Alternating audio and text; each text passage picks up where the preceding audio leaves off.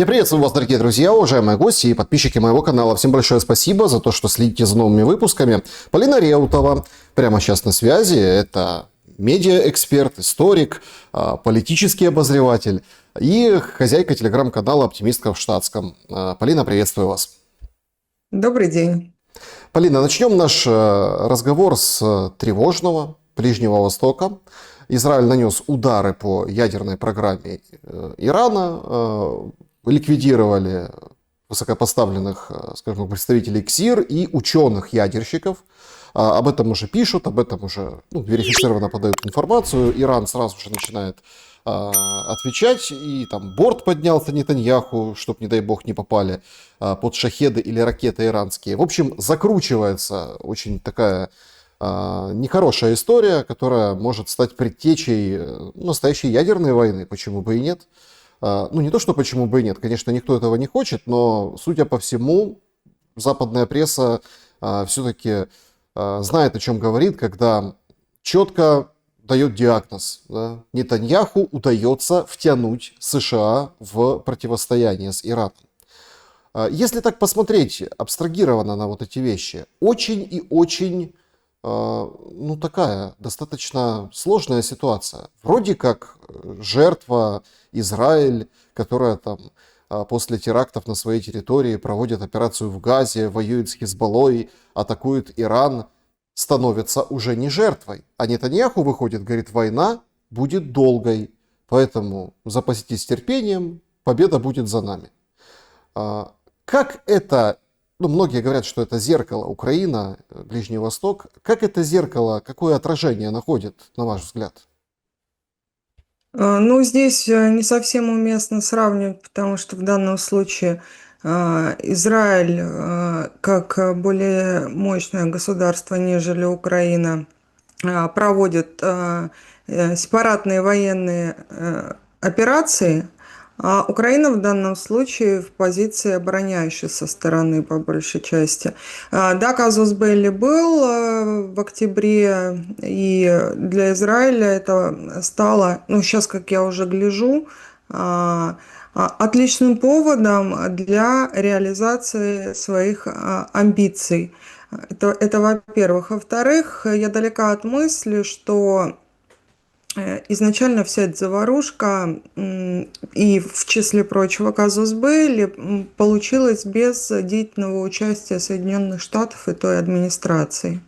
И сейчас, вы верно отметили, касательно жертвы, это и после атаки в октябре, и в принципе на протяжении всего 20 века было такое не всего, а после Второй мировой войны, Великой Отечественной, было такое позиционирование, что Израиль это жертва, они взяли на себя ореол непогрешимости и одновременно с тем как будто бы взяли на себя индульгенцию творить вообще все, что угодно, потому что им можно. То есть они в свято поверили в очередной раз, в то, что они способны абсолютно на любые действия. Даже если эти действия являются преступлением, геноцидом и далее по списку. То есть любое действие, это как говорится, там, где нет закона, там нет преступления, вот они для себя законов не видят. Они полагают, что им все можно просто потому, что они. Вот и все. Но одновременно с тем вот этот вот ореол непогрешимости и совершенной правоты с них уже смылся. И даже есть такой рейтинг, не помню, самые такие нелюбимые страны в мире. Вот Израиль туда успешно вошел, несмотря на очень серьезную медиакомпанию, которую они продвигали на протяжении уже более чем 80 даже лет. Вот. То, что сейчас происходит, то, на что мы смотрим. Вот, поэтому, да, большая война, но тут еще такая тема, что Израиль-то номинально, вы говорили про ядерное оружие, Он-то в страны ядерного клуба не входит, а это обязывает страну соблюдать некоторые положения и так далее. Он официально туда не входит, и он тоже здесь в совершенно бесправном состоянии, на самом деле, именно Израиль. Это как секрет Полишинеля. Вот вроде бы официально у них ничего нет, а на самом деле есть. И они это уже говорят фактически прямым текстом, тоже де-факто совершая преступления, нарушая вот эти международные договоренности, полностью саботируя международное право в этой части. Ну, то есть, если первая боеголовка ядерная полетит, да, то Израиль может сказать: о, это не мы, Да, смотрите, это Иран, или там это еще провокация под чужим флагом. Ну, вот такая вот история. Но как бы эта черта будет перейдена и будет применено ядерное оружие на Ближнем Востоке. вполне возможно. Вот сейчас такая ситуация, что вообще ничего нельзя исключать. И наша эпоха характеризуется внезапностью в первую очередь. То есть происходит иногда, что до абсурда ранее казалось абсурдом, начинает происходить. Даже если строились какие-то теории, но все-таки это было на уровне теории. Многие события последних лет были на уровне теории, но они воплощаются в практике. Поэтому ничего нельзя исключать. Трамп делает странное заявление, как, впрочем, и всегда, это его стиль. Он утром говорит одно, вечером говорит другое. С одной стороны говорит: вот увидите, сейчас что-то произойдет по Ирану.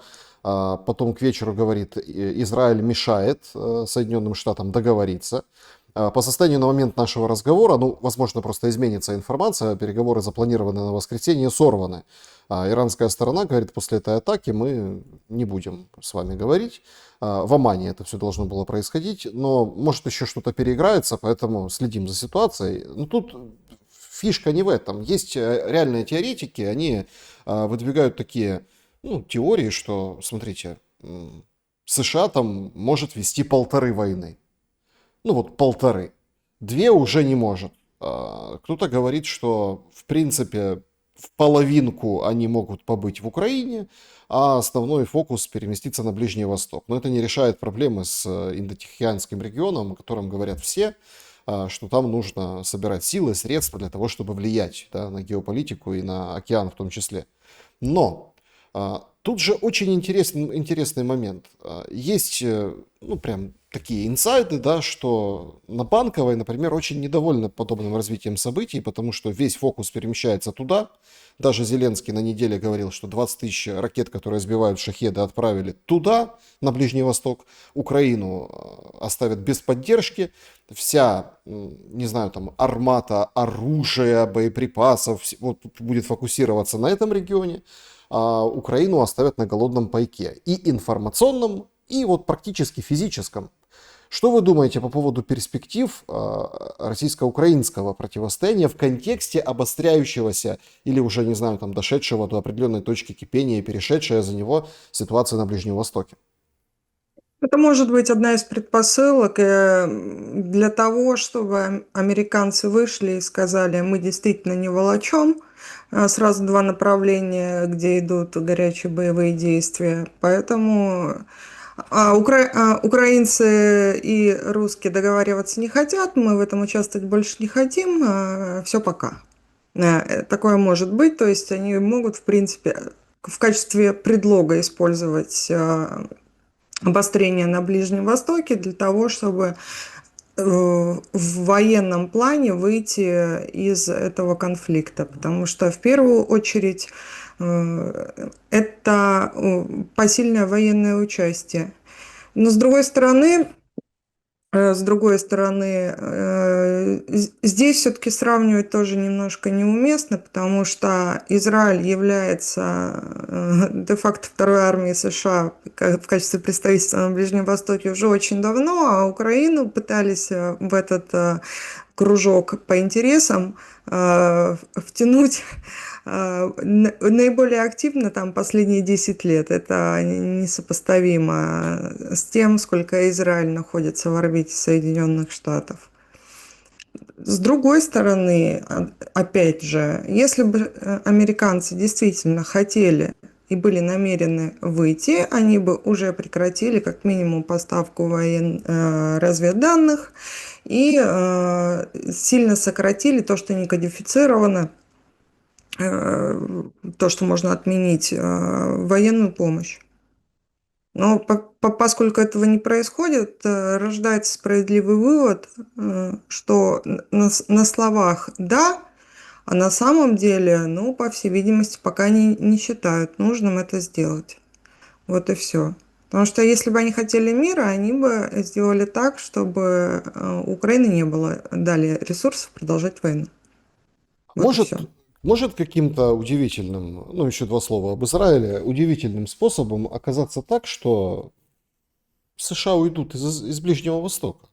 Ну вот смотрите, опять-таки Трамп выходит, говорит, будем защищать Израиль, будем защищать, а вот приходят новости оттуда, что британские и американские самолеты эвакуируются из Ближнего Востока, ну, улетают, как бы ничего не произошло. То есть, понятное дело, да, что понятно, ну, там, на этих аэродромах небезопасно, тем более, что если Иран врубит ответку по полной, включит ракеты, шахеды и будет отвечать, чтобы не пострадала там техника, не пострадали люди, и вот эти сообщения американские, что, мол, люди добрые, граждане США, в общем, уезжайте из Ближнего Востока, там опасно.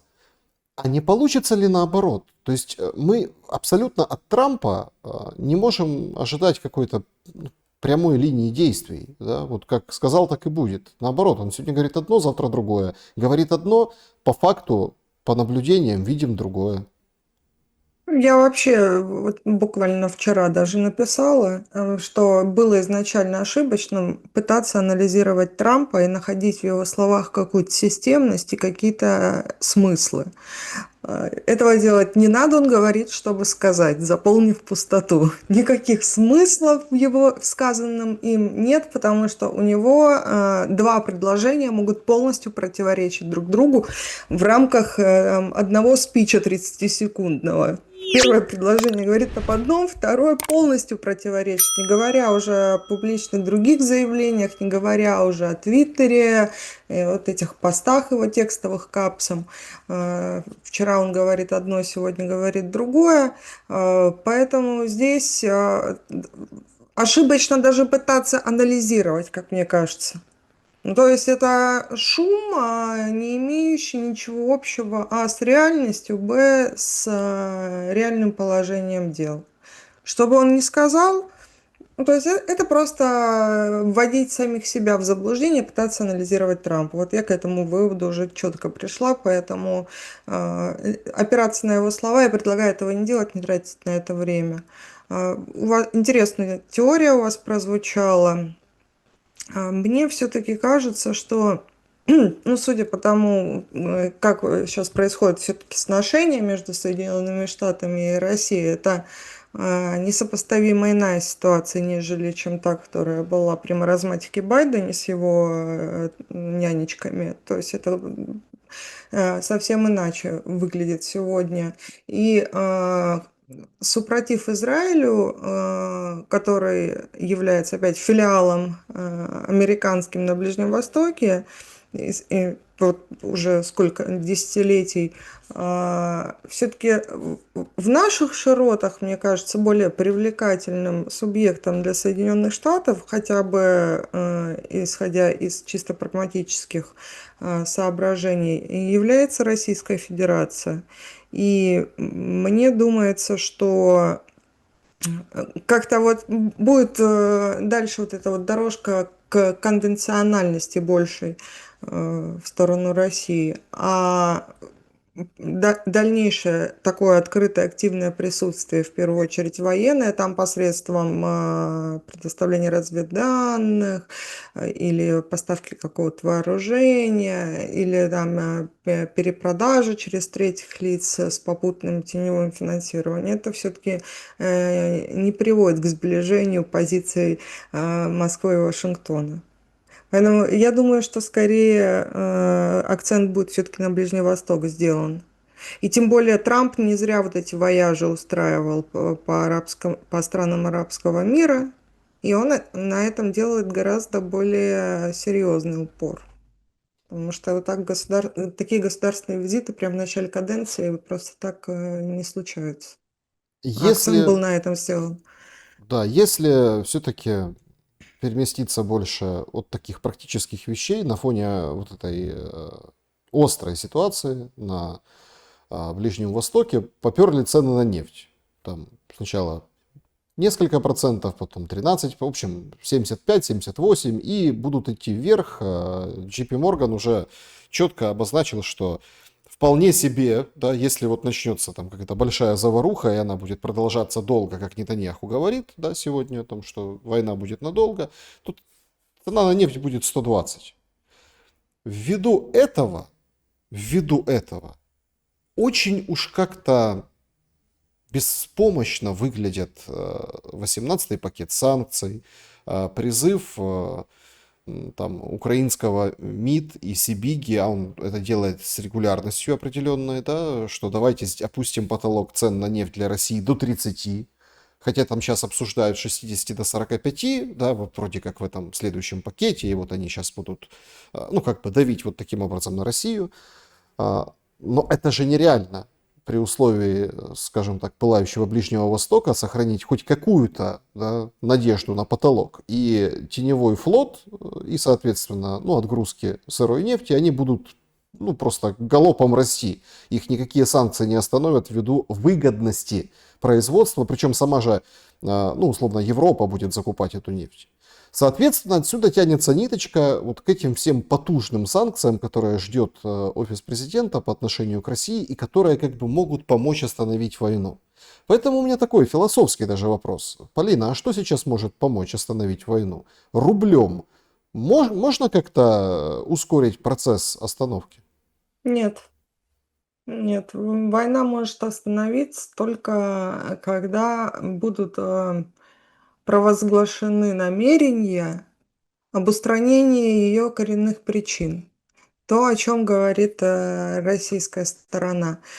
Маразматик Байден с его нянечками и леваки вот эти европейские, они в моменте, сами того не понимая, сыграли огромную роль в усилении России, потому что ввели санкции против всего, что только можно было уже. И сделали Россию, вежливо говоря, независимой от этих вот телодвижений. Это поначалу мы по незнанию могли как-то пугаться, даже не пугаться, скорее тревожиться и опасаться, к чему же это все приведет. Вот я помню еще по первости, когда от Свифта отключили, всем казалось, о, кошмар, ужас, кошмар, это все, сейчас будет крах. Ну, и у нас реально, и я тоже думала, что но что-то как-то опасненько может быть. Недоброжелатели не дремлят. Но они сделали все и сразу, и в таких объемах, что позволили нам очень быстро адаптироваться к этой ситуации. И сейчас абсолютно любой тейк, который относится к санкциям и звучит в качестве угрозы, которая якобы может повлиять на Россию, вызывает только улыбку, больше ничего. Это очень смешно уже. И мне кажется, они глядят на себя в зеркало и сами с каждым днем все яснее видят, насколько они выглядят дурачками, когда про какие-то санкции рассказывают. Нет. А мир может приблизить, ну, признаться, пока, мне кажется, пока у власти вот эта вот зеленая хуцпа, хунта нет.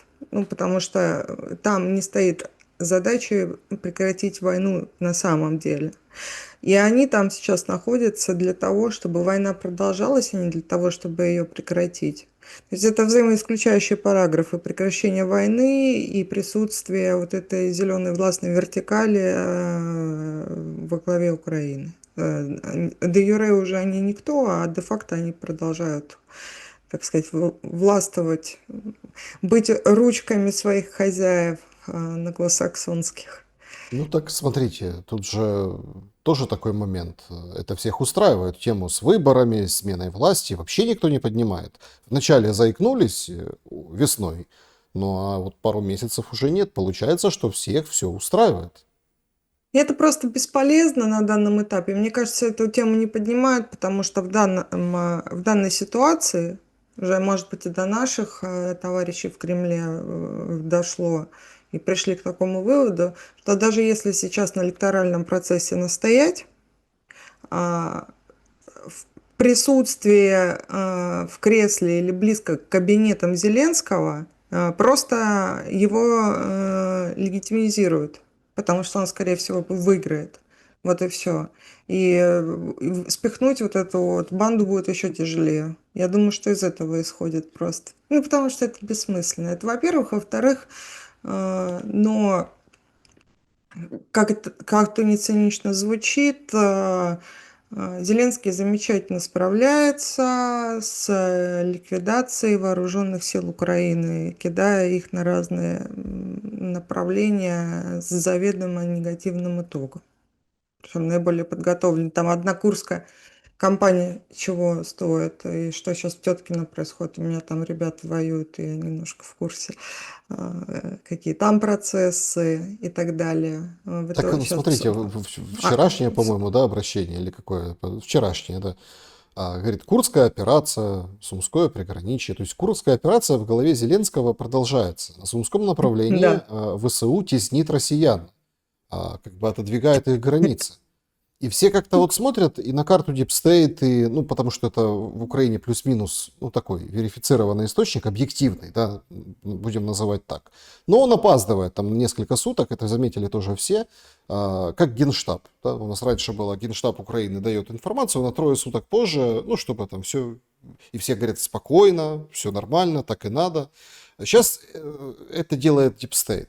Причем вчера, например, зарисованы карты в таком достаточно большом объеме, и в Донецкой области тоже. То есть идет движение по фронту. Это все видят, но не каждый может сказать об этом. Поэтому тут такая проблема. Но у Зеленского альтернативная реальность. Он выходит и говорит, мы боремся, мы еще что-то будем проводить. Я ввиду этого хотел бы узнать ваше мнение о нестандартных ходах Зеленского. В чем имеется в виду нестандартность? Был же саммит в Одессе.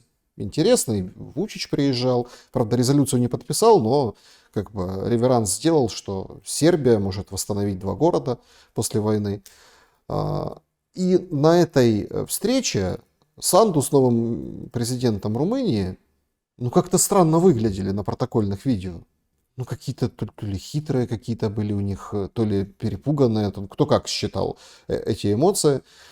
Как вам кажется, ввиду того, что пресса западная об этом четко писала, в общем, определенным нестандартным вариантом использования ВСУ, например, в Приднестровье в каких-то целях какой-то операции, ну, чтобы сделать репутационный или какой-то другой удар по России, или как-то изменить расстановку сил, это вот прям план, который лежал на столе, но от него отказались, потому что Молдова была против. После этой встречи будет за?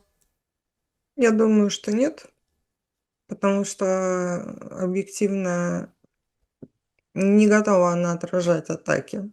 Даже если они будут немногочисленны, это раз. И два, с Приднестровьем немножко другая ситуация. Можно просто вспомнить грузинскую кампанию 2000, грузинско-осетинскую кампанию абхазскую 2008 года, где в качестве причин вступления в эту кампанию военную со стороны России было то, что там более 70% граждан России, населения, это по Конституции Российской Федерации, обязаны свое население защищать. А в Приднестровье их больше 95% граждан России. И сошлются на Конституцию, будут правы. Потому что де-факто это эксклав России, Приднестровье. И, ну, в качестве пугалки, конечно, они могут это сделать, но будет такой же головокружительный успех с учетом того, где находится Приднестровье. Если они хотят, чтобы на Одессу наступали через сухопутный коридор, а не по морю, то начинайте Приднестровскую кампанию, что уж там. Ну, так а сил нет, подождите. Ну, смотрите, то есть тоже давайте объективно. Желания пока нет. Нет, Желания смотрите, пока тут нет. что-то форсировать Днепр, отдельная история. То есть это очень надо много, ну, скажем так, положить солдат с тем характером войны, которая сейчас есть. Потому что характер войны какой? Да, дроны. Да, то есть, поэтому все так вот смеются, например, там, или кто-то берет это как пропаганду, что идут группами по 5-7 человек, или там максимум рота где-то может продвинуться. А все почему? Потому что засилье дронов и как бы эту, ну, в общем, пехота уничтожается, техника горит, то есть, а тут форсирование Днепра, то есть все понимают, что это немножко другая война, уже все это поняли. Поэтому тут как бы сухопутное наступление, нужно переправиться сначала через Ну, Днепр и там развивать наступление. это да, с одной стороны. С другой, я немножко не об этом говорила. Может быть нанесен неприемлемый ущерб после вот таких вот акций, к применению которого Российская Федерация пока не прибегала. И это совсем не десантные вылазки и не пехотные вылазки. Это А может какой может быть, подождите, а какой может быть неприемлемый ущерб для Зеленского? Складывается впечатление, это, конечно, для максимально цинично, Зеленского или для Украины? ну, для Зеленского. Подождите, тут же какая задача? Мы с вами с этого начали. Сейчас скажу. Ага. Ну, мы с вами с этого начали, что есть там, да, вот, это бесперспективно, то есть там менять власть, еще там что-то как-то, требования, то есть поэтому вот так как есть, Стамбул там пыхтит по-своему по гуманитарной сфере, там к нему вернемся, к нему, Мединскому, там, Умерову, но смотрите, то есть какой ущерб? То есть все увидели там позавчера, по-моему, ну, в общем, на днях, да, вот эта атака дронов по Харькову. Ужас, конечно, прилетело в дома, тут сразу выходит мэр, все фотографируются, все смотрят, все вот смотрите, то есть это все показывается. Дальше. Картинка жуткая, когда после налета комбинированного удара России там задымило пол Киева. Ну, как бы задымило, погасили с вертолетов ГУР, ну и погасили. Что горело, не сказали, в принципе, военная тайна, никому не надо. Но как бы это все, картинка есть, продемонстрировали и так далее. Тут же у нас июнь, на самом деле, он же заканчивается вот этим, как это, саммитом НАТО. Ну, вот этим встречей. И там сейчас пока непонятно, будет Зеленский, не будет. Ну, скорее всего, будет. Там в самом, как бы в повестке дня или не в повестке дня, или там ужин до, ужин после. В общем, встреча с Трампом. То есть и к этому моменту тоже что-то должно вот такое подобное произойти. Или удар какой-то, бросок неистовый, сломя голову на территорию Российской Федерации, о чем там, ну, это мы видим, да, и видели и в Курской области и так далее. Или какой-то, ну, какая-то такая ужасная атака, которая вот дискредитирует Россию как переговорщика. Потому что сейчас, ну, судя по словесам Мединского, там, российской стороны, да, все такие за мир, все такие готовы завершить войну, а по факту ничего не происходит. По поводу, первое, Да. если, да, по поводу неприемлемого ущерба Зеленскому. Сейчас скажу такую вещь, может странно прозвучит, но я не слышу, чтобы об этом кто-то публично говорил. А, На самом деле все очень просто. Для того, чтобы Зеленскому нанести неприемлемый ущерб, совершенно не обязательно, чтобы по нему прилетела ракета или в отношении него был совершен какой-то теракт. Ему можно просто устроить передоз. И все. А передоз достанет его в любом бункере. Это если бы желание было. Вот и все. Ну, это, смотрите, Нет, я, знаете, так вышло, что я знаю людей довольно хорошо, которые с этим кадром рядышком в Москве находились длительное время в силу профессии, коллеги его. Там уже тогда были проблемы с веществами, а сейчас... Ну, вот, и если бы... Это конторе на заметку, ребята. Посмотрите, кто ему там вещества поставляет, добавьте, что надо, и все очень быстро закончится. Ну, это шутка и шутка, но я сейчас серьезно говорю. Там, и Гитлер тоже весь рейх на первентине сидел.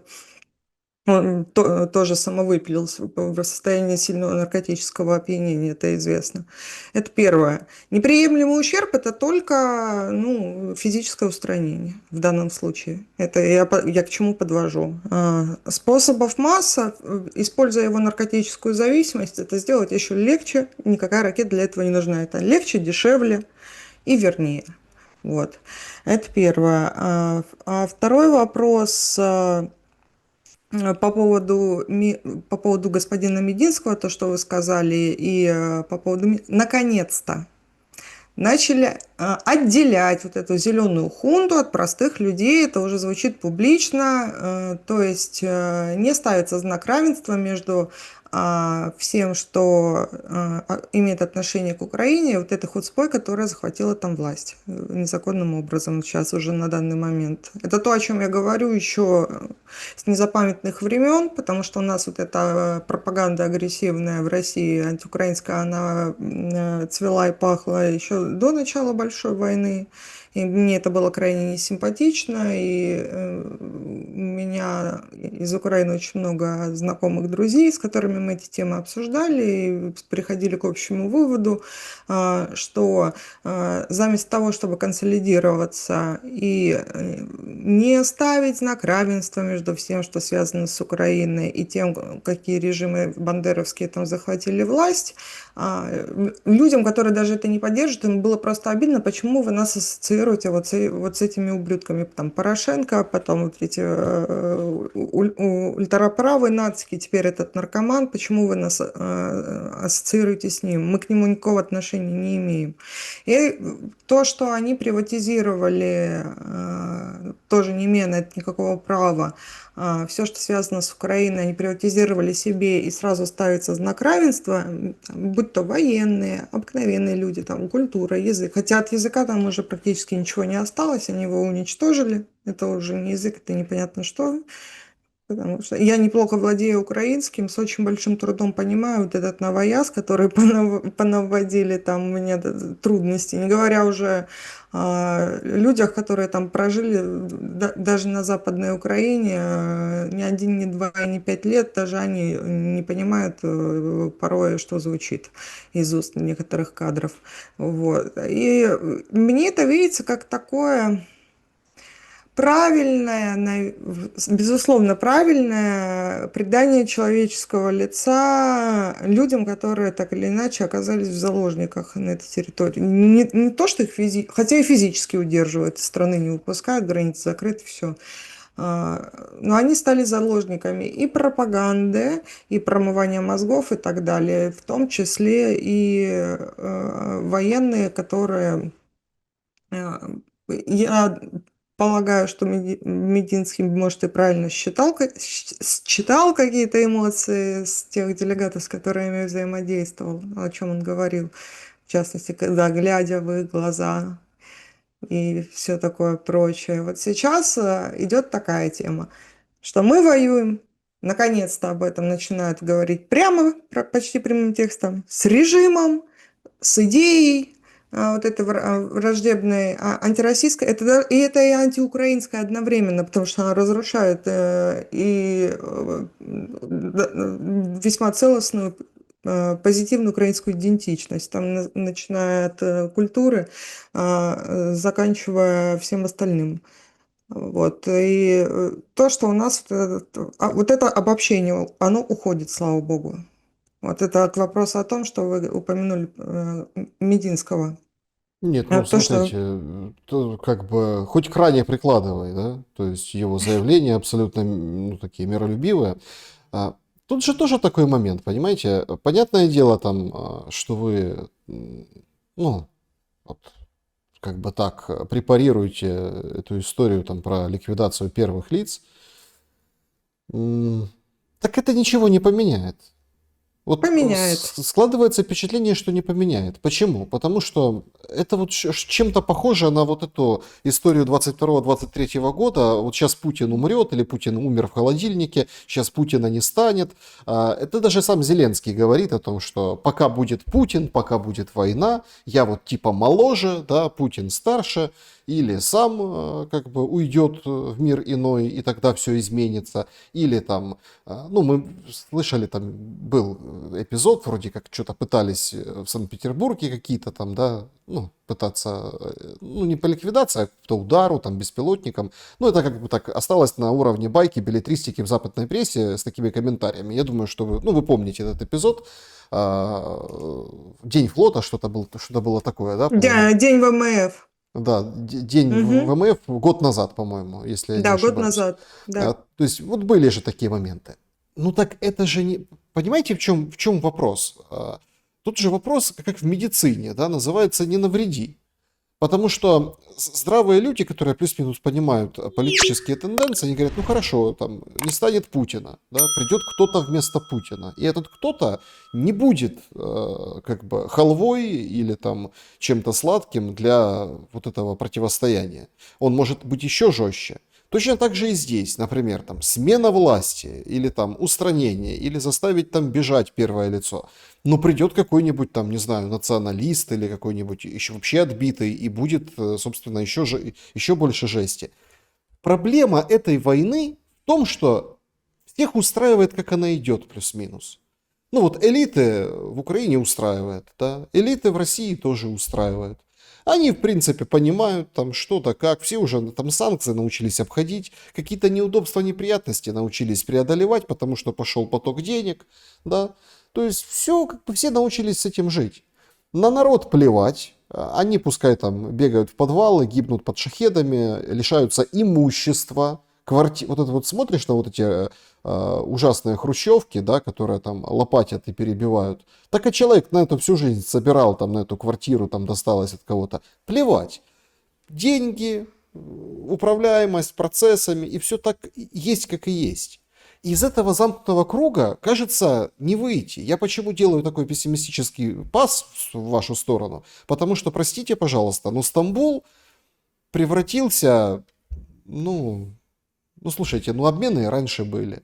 Ну да, не такие, может быть, большие, но были. Обмены телами тоже были. И соотношения там похожие. Там 900 на 40 раньше, сейчас 1212 на 27. То есть для этого целый Стамбул городить, да? Ну нет. Выхода нет никакого.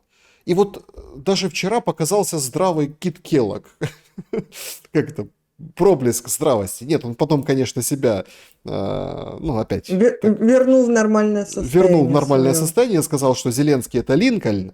Вот, поэтому все сразу как бы так немножко поняли, что это было заблуждение, что он нормальные вещи говорит. Но по сути, единственный здравый сценарий это становиться по линии там, где есть. Де юре, понятно, никто ничего не признавать не будет, но де-факто вот все как бы смирятся, и за этим, собственно, Зеленский и зовет Путина на встречу, ну или говорит об этой встрече, что мы будем решать территориальный вопрос с ним. Что думаете по этому поводу? Ну, смотрите, давайте сейчас разложим. Первое, значит, по поводу системы, приведет ли или не приведет там устроение, скажем, так называемого президента Украины Зеленского. Да, всякая система стремится к гомеостазу, то есть к равновесию, и всякое изменение она воспринимает тяжело. Но сравнивать политическую и общественную системы Российской Федерации и Украины нерелевантно, потому что у нас система, и это очень хорошо, в данном случае закостенелая, и в ней гомеостаз уже заложен, будет Путин или нет. Уже так система выстроена, потому что внешняя, внутренняя политика, и мы уже, знаете, начинаем немножко Китай в этой части напоминать, что Китай уже не пятилетками мыслит, а у них горизонт планирования это 100 лет и далее. Понятное дело, что ни один лидер в течение 100 лет править не сможет чисто физиологически. Система на Украине это разброд и шатание. Более-менее стабильно она выглядела при Кучме, но после того, как он уже во вторую свою каденцию начал заигрывать с этим олигархатом, вот у нас Путин все быстро понял насчет семьи банкирщины. И если бы вел себя схожим с Кучмой образом, та Россия, в которой мы сейчас находимся, в хорошем смысле, ее бы не было. Вот. А на Украине победила местная семибанкирщина. Это не про государство, не про государственную систему, это про деньги и с такими более масштабными вещами это не соотносится никак. Если не будет Зеленского, там начнется лютая междоусобная война. И здесь уже у всех сторон будет гораздо больше аргументов. Скажем так, если кто-то решится прийти не слишком симпатичный одновременно, допустим, для Российской Федерации и для Соединенных Штатов Америки, будет серьезный аргумент для того, чтобы этого человека там не было ни физически и не процессуально. То есть здесь вот так. И плюс общество расколото так или иначе. И судя даже по коментарям, которые я читаю, которые явно не боти пишуть, а справжні українські патріоти, тут я уже вижу тенденции к прозрению. То есть уже Российская Федерация, понятное дело, враг, но и на Западе тоже не партнеры. То есть Так а в чем, уже подождите, а в чем прозрение тогда? Если куда ни кинь, везде клин. прозрение в том, что Запад, как и нами было в 90-е, но мы этим левацким неолиберализмом переболели уже, Украины пока нет. Это предстоит только переболеть. Вот, к сожалению, через такую кровь тяжелую. У нас же тоже было, вот вчера, так называемый День России, это вообще полный бред праздновать День независимости от самих себя. Ну это ладно, у меня отдельный была пятиминутка ненависти по этому поводу у меня каждый год. Тоже придумали этот день так называемой незалежности России от самой себя. Вот тоже поклонники западного пути, потому что и очень много хроник, кстати, митингов, которые Майдану 100 очков вперед дадут, которые в Москве происходили в ту эпоху. Вот стремление туда на запад, и там светло, хорошо. Сейчас иллюзий нет. Вот прозрение у украинцев тоже вот в этой части происходит, потому что это была аксиома, даже не гипотеза, а аксиома, что если Запад, это равно сразу хорошо, правильно, единственный верный, четкий путь. Другому следовать не должно, не нужно и все такое прочее. Вот. В этой части идет прозрение. А по линии размежевания, вы сказали третий пункт. Келлог Да. сказал. Ну, вот это вот тоже это ошибочно анализировать даже, что говорят эти люди. Вот. И одновременно с тем очень легко анализировать то, что говорит Россия. Вот, кстати, на контрасте. Это можно... Вот привыкли, что люди на Западе, там так называемые политики, несут бред сивой кобылы, а все сидят и пытаются там вычленить смысл, причинно-следственную связь, там какой-то тайный умысел. Его там нет, искать не надо. А в прямых речах России пытаются то же самое найти, то есть между строк чего-то. А вот даже искать не надо, должно воспринимать прямым текстом. Как сказано, так и воспринимайте. А тех вообще слушать бесполезно. Только на действия смотреть. Вот как батька Лукашенко недавно сказал, все, слова «до свидания», мы только на действия будем смотреть. И это правильно, потому что слова вот этих всех фигурантов, они не стоят приблизительно ничего. Одновременно с тем, вот у нас привычка как-то вот за родной базар волочь, как говорится на жаргоне. В этом наша и слабость была во многом, но и одновременно в этом наша и сила. Потому К чему что все идет? Вот если брать Стамбул, если брать... Ну вот давайте как бы опять-таки попытаемся с высоты птичьего полета. Ну вот мы начинали с ситуации обострения на Ближнем Востоке. Это дело может быть долго. Я не верю, что это будет такая история, как индо-пакистанская война. Ну там пошумели, побузили, постреляли, воду дали. Ну, то есть отключили, потом воду дали, и, в принципе, утихомирились, все объявили о своей победе, и все, и хорошо. Там очередной красный флаг вывесил Иран, там, ну, в общем, все только закручивается, да, ответы на ответы. Там. И в этой ситуации, понятное дело, весь мир будет прикован туда, все будут смотреть туда, все вот это все. А по событиям в Украине, ну, смотрите, тут же тоже нужно понимать, что всегда есть какое-то, да, условное стоп-слово. Потому что хоть вы не верите, ну или там критикуете слова, но слова заканчивают войну. слова, которые люди будут говорить друг другу, которые скажут себе, которые скажут там на кухне, которые скажут на площади. То есть все равно с этого все начинается. И тут очень важен вот этот момент, да, момент вот этого перехода, когда условно информационно от темы Украины отойдут, ресурсно, может быть, тоже, движение там какое-то по фронту будет, не будет, шатко, валко или очень быстро, никто не понимает, но тем не менее, какое стоп-слово у этой войны? В Стамбуле его скажут или в другом В месте? Москве. Только в Москве. Я думаю, что только в Москве. Это первое. Второе, ну, тот же самый Стамбул. Мне вообще, я считаю, что это Константинополь, а никакой не Стамбул. Вот, ну это такое. Здесь история в том, что в качестве арбитров включаются те, которые являются подлинными сторонами конфликта против Российской Федерации. Это первый момент. Второй момент. Стоп-слово. Ну, даже если про негативную субъектность, вот даже если вообразим, что Российская Федерация сейчас выйдет и скажет, мы прекращаем все боевые действия, кампания закончена, СВО добилась своих результатов. На этом война не закончится, потому что были первые Минские, были вторые Минские. На словах, вот вы говорите про слова, украинская сторона на словах пела задушевные речи. Один раз жму руку, обнимаю, спасибо большое. Во время, по-моему, Дебальцевский котел был когда-то в 2015 году. Тоже. На словах много чего рассказывали.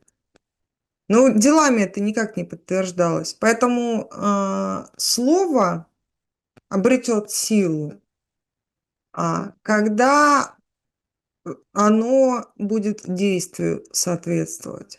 Пока этого не происходит со стороны коллективного Запада, куда себя Украина включила. Полина Реутова была моей собеседницей сегодня. Спасибо за время и мысли. Всего доброго. Друзья, берегите себя, добра и света. Увидимся.